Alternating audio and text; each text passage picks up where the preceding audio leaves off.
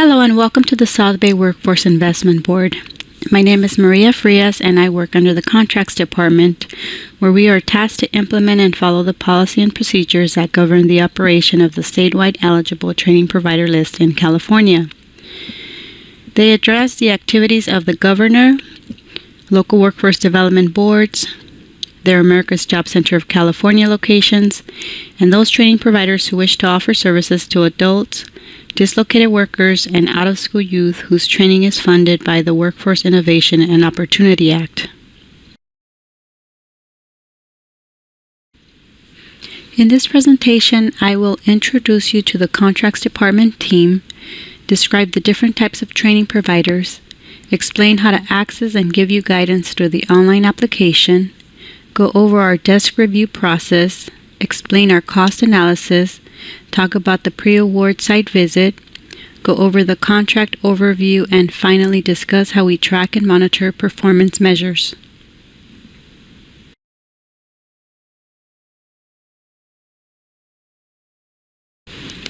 The Contracts Department team is made up of a manager who is also the South Bay Workforce Investment Board's ETPL coordinator. Her team is made up of an administrative support staff member and 3 contract analysts.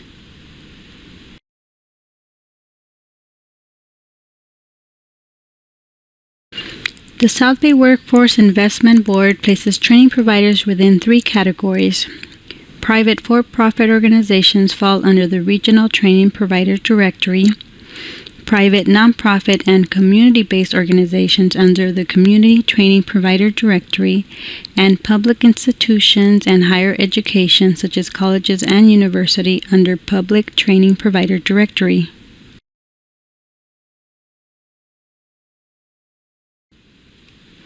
The online application can be accessed either by going to www.sbwib.org under iTrain or directly under wioa.i-train.org.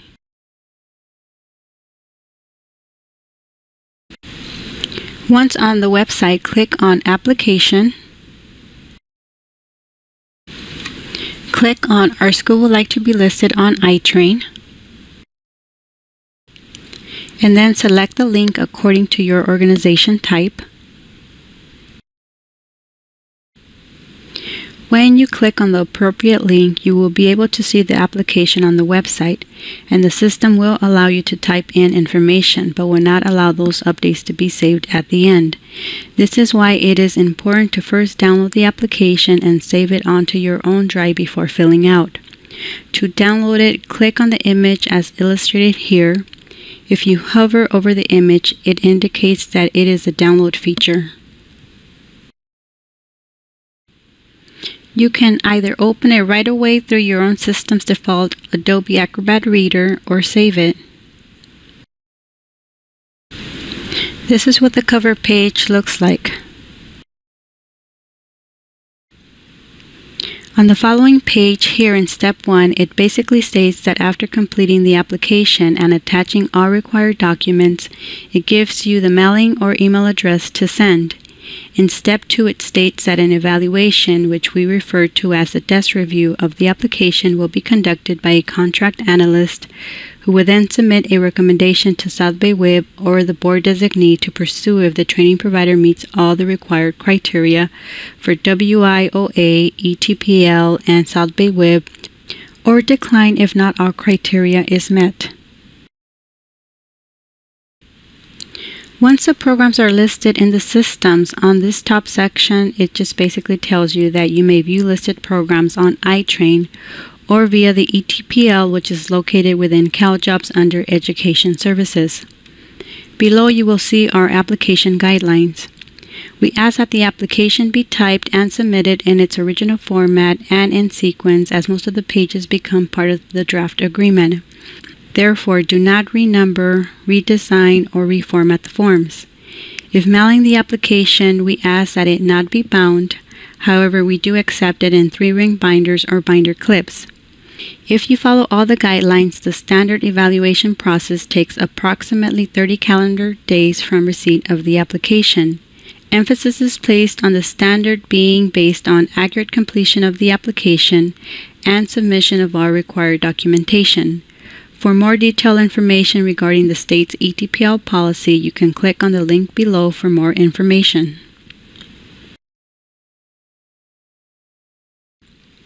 In order to be eligible per iTrain and EDD ETPL, the training provider must provide current certifications by an approving or accrediting body listed here. Please note that private for-profit and nonprofit organizations are required to have BPPE approval for not only the training site but for each program in order to be approved and listed on iTrain and the ETPL systems. Here are the South Bay Workforce Investment Board criteria. The training provider must be legally organized to do business in California for a minimum of 2 years and be in good standing with the IRS. It must be able to show proof of financial stability.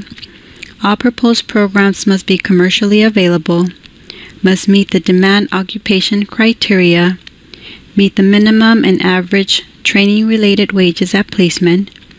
Price per participant and/or price per training hour cannot exceed the market average by more than 15% per individual program compared to other similar approved programs. Training provider must be able to pass the pre-award site visit covering administrative systems, staff qualifications, current industry standards for books, tools, equipment technology, and ADA architectural and program accessibility covering the facility and classrooms. And as stated on a previous slide, training provider must be approved by one of the agencies listed under EDD ETPL eligibility. Each program must demonstrate proven effectiveness by having a minimum 70% placement rate for graduates within the current 12 months. Each program must have a minimum of 10 graduates, and training provider must include supportive placement documentation. The current default rate must fall below 30% if applicable. Training provider must have the ability to provide general liability and automobile insurance with the required endorsements in the amount of $1 million and provide proof of workers' compensation. Here are the required endorsements for general liability and automobile insurance. And if auto liability insurance is not required, you may submit an auto waiver letter using the wording provided. The auto waiver must be on company letterhead, which will need to be signed and dated.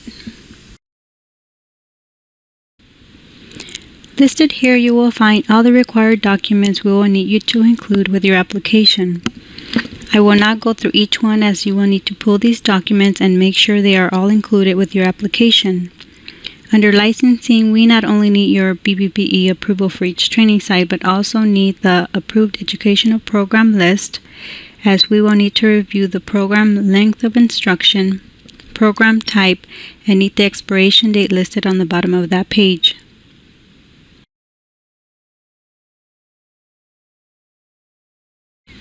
Now I will go over all the fillable forms in this application.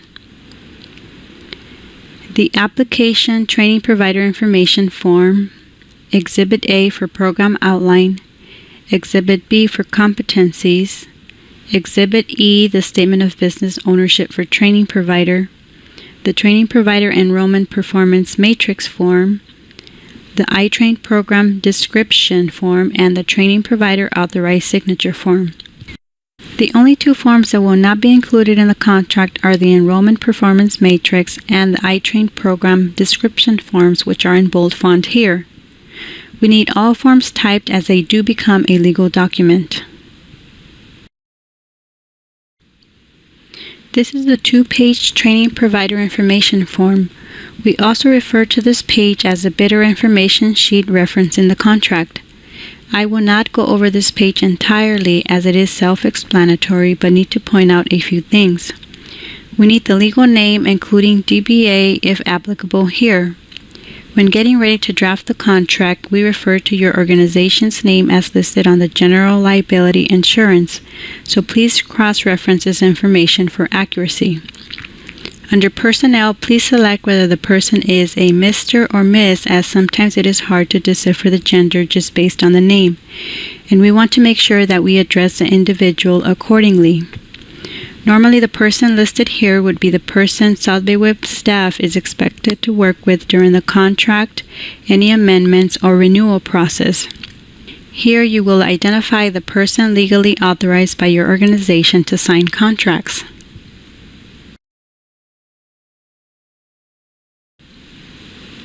Here is the second page of the Training Provider Information Form. Here we need you to identify other funding sources that are available to students through your organization, check the different services provided by your agency. In this section, the information will auto-populate from the previous form, which is your organization's name and the person's name and title legally able to bind agreements. And finally, we need that individual's signature and date here. Before we review the Exhibit A, which is the program's outline, let's talk about a program versus a course. A program results in a certificate of completion. A program may be comprised of several courses. For example, in order to complete a fitness and nutrition trainer's program, one must take the following 4 courses. On the Exhibit A, please list the programs and not the courses, as we do not approve or list courses.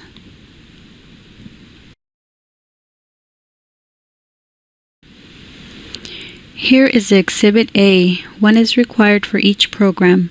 Select the type of training, whether it is offered in the classroom, online, or via distance learning. Next, we need the title of the training program and total program hours to match your approving or accrediting body's approvals, as we review this information to make sure it matches correctly. If you decide to change this information in the future, we would require your approving or accrediting body's change in order to make the update. We will need total number of weeks to complete the program. If the program offers an externship, indicate this here with the total number of externship hours. If the program is eligible for a Pell Grant, indicate so by checking this box.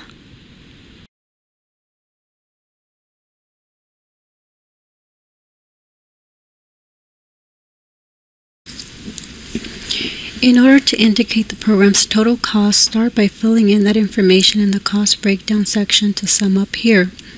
Please list this out correctly, as we also require a separate cost breakdown on company letterhead that itemizes further all costs reflected here, with the exception of tuition and registration fees, as those may be listed on the letter as is and don't need to be broken down further. I will explain this later in more detail. If you have other program costs, those may be listed below testing fees. If the program is offered in another language other than English, indicate this here. Course schedules go here. You can indicate up to 2 target industry sectors for this program.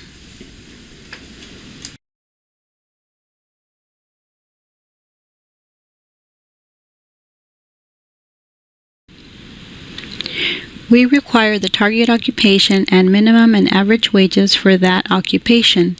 Please keep in mind that wages need to meet the minimum and average training-related wages at placement. List here any prerequisites required and how they are measured. If the program has additional prerequisites, they may be listed here. And finally, list the program's training site or sites here.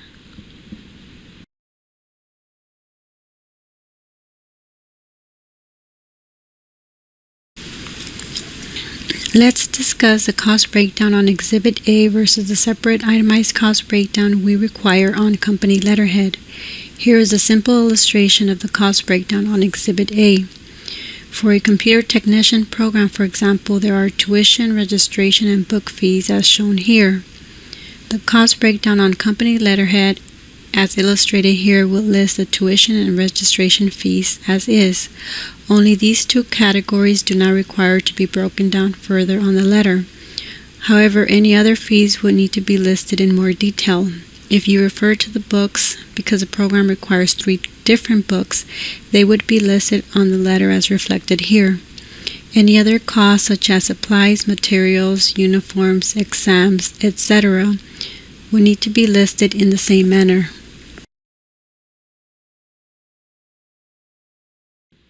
As mentioned earlier, we will need minimum and average wages for training-related occupations listed on Exhibit A.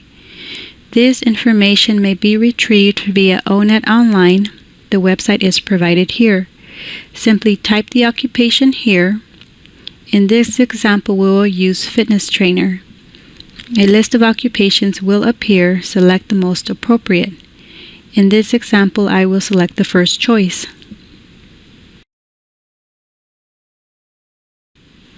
On the next page, scroll to the very bottom and select Local Salary Information. Select California and click Go. Annual wages will appear.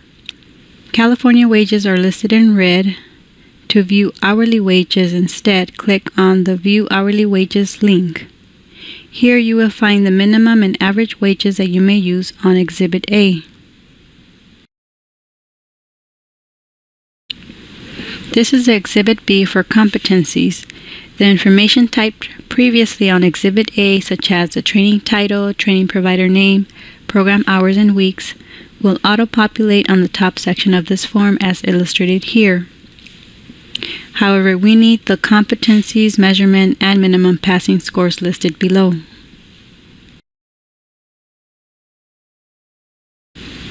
Here is an example of what it might look like for a barbering program.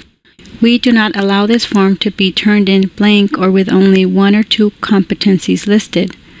Of course, we keep in mind that this may be different depending on the program, but please make sure it encompasses everything the student will learn. If the list is longer than the fields allowed on this page, feel free to only list the main points of the curriculum. Here is the Exhibit E. Again, information typed previously will reflect on this page. However, you will still need to type in the county, number of employees, alternate phone number, and a signature is needed here. Something worth mentioning is the Enrollment Performance Matrix form that is required for all new programs. The programs listed here must reflect activity for the past 12 months. You would indicate that time period here. List the programs here along with those enrolled in the program that were WIOA students and those that were non-WIOA students. The total of those two, how many graduated, how many not yet graduated, and how many students were placed in jobs. If you are requesting approval for more than one program, you will list the rest below the computer technician program in the same manner. We require a minimum of 10 graduates with a 70% placement rate. In this scenario, we would divide the total placed by total graduated. In this example, that would be 8 divided by 10, which would equal an 80% placement rate. Anything under 70% would automatically be declined. However, we will still need the supportive placement information requested on the bottom of this page to make the final determination. We need a separate list of those graduates placed in jobs. The list must identify the graduate's name, training program, name of the employer, employer's address, employer's telephone number, the contact person, job title, and starting wage. It may be helpful to include the graduate's phone number as well for the cases where we may not be able to verify employment through the employer.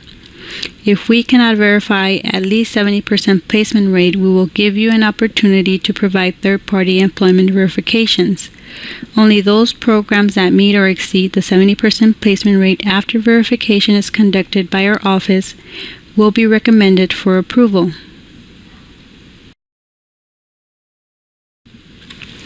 This is the iTrain program description form.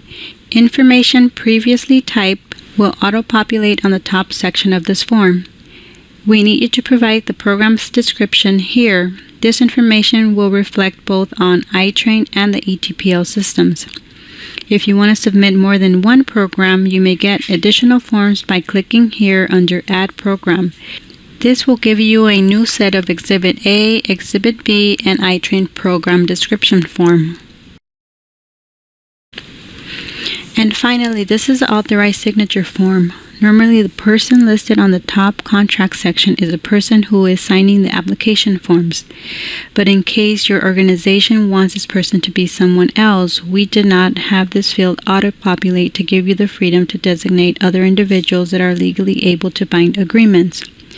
In this section, you may list up to 2 individuals to sign the contract. Just in case one is not present, the other person may sign as well. Next, we need to know who is authorized for invoices, attendance records, and competency verifications. This form requires all signatures if the individuals are different. However, if the individual is the same for all sections, only one signature is required. Now let's talk about what happens when the application is sent to South Bay Workforce Investment Board. Once the application is received, it is logged into our system, submitted to the contract manager, who then assigns it to an analyst. Once the analyst receives the application, he or she has 30 days to respond to the application.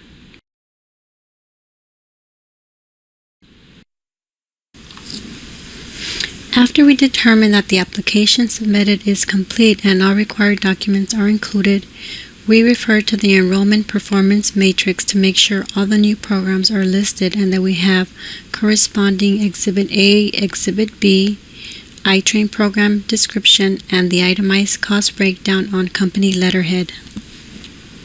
We then review that each program has a minimum of 10 graduates, conduct a quick math calculation for each program by dividing those placed by those who graduated. We are making sure that the programs have a 70% placement rate or above. Any program that falls short of this requirement would not move forward.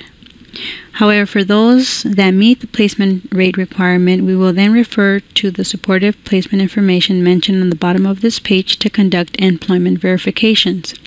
If the analyst cannot verify employment through the employer nor the student, we will identify those individuals and give the training provider an opportunity to submit third-party employment verification.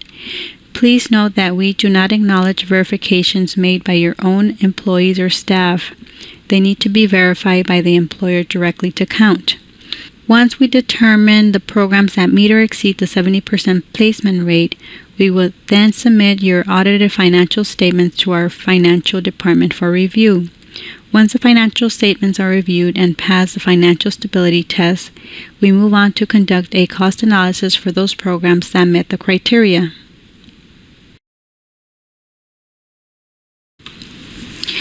A cost analysis is conducted for all new programs and for all existing programs whenever there is a program price and/or hour change. The program's price and hours are compared to other similar approved programs. We review that the program's price and/or training hours do not exceed the market average by more than 15%. One thing to keep in mind is that we do lock program prices for 12 months. However, program price reductions are allowed anytime. What happens if a program's price is too high? The highest price that may be approved is determined by the analyst, and a program cost negotiation is submitted to the training provider. It is then up to the training provider to accept it or not. If the training provider accepts, we would need the revised Exhibit A.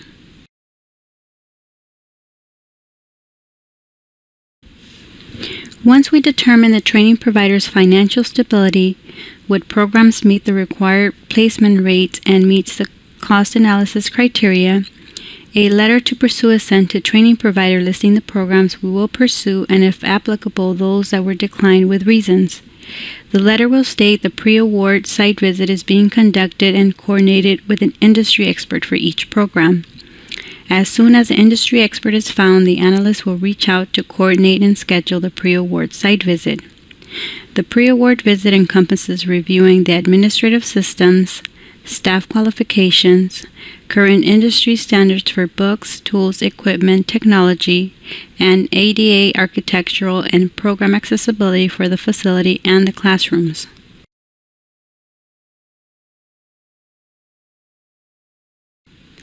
If training provider passes a pre-award site visit, a recommendation for approval is submitted to the board designee. If the application is approved by the board designee, a contract is drafted and sent to the training provider for signatures. All contracts are given a 2-year term.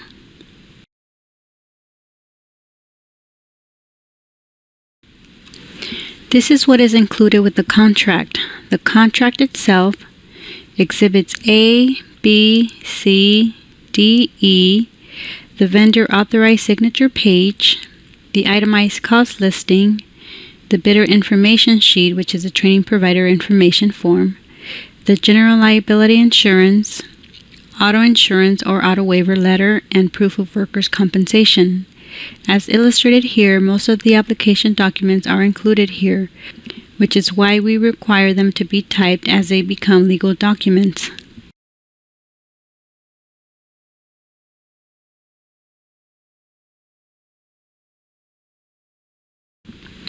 This is what the contract signature page looks like, and this is the authorized signature form submitted to us by you with the application. The person we list here to sign the contract will be the individual listed on the authorized signature form that is listed here. Therefore, if this person changes, we need advance notice, otherwise this might cause a delay in executing an agreement. Please note that we always require 2 signature pages, as one original is sent back to you for your records and another is kept here for our files. Our contracts are executed every Wednesday, therefore we must receive all items by noon on Tuesday to execute the contract that week. Here are the final steps. Once the contract is executed, an original is mailed to the training provider and the other original is kept here at SBWIB. A copy is also given to the analyst and kept in the training provider's file.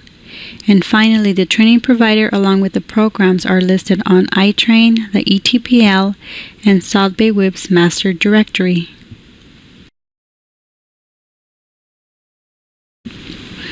And finally, we will be discussing performance measures. All training providers that are listed on iTrain are subject to performance evaluations. The state has different ETPL performance measures. All programs are electronically evaluated by SBWIB on a quarterly basis. Programs with 4 or more completions will be evaluated and performance will be verified. Each program's performance is measured by using an entered employment rate calculation. This is simply by calculating the total number of placements by the total number of completions for each program. Programs with an entered employment rate of 70% or better require no action. Here we will discuss a probation versus a hold status due to programs not meeting the 70% entered employment rate. Programs with an entered employment rate between 50 and 69% are placed on probation status. Probation status means the program is still eligible to receive referrals. Most of the time this changes as placement information is reported down the line. Programs with entered employment rates of less than 50% will be placed on a hold status. A hold status means the program is not eligible to receive new referrals until the entered employment rate rises to meet minimum standards. However, the training provider will continue to hold classes for those already enrolled.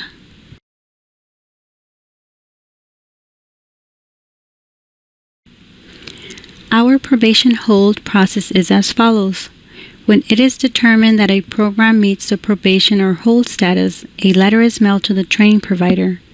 The training provider has 10 days to acknowledge the letter. Training provider has 30 days to review the data and respond to the letter. Probation and or hold statuses are reevaluated on a quarterly basis.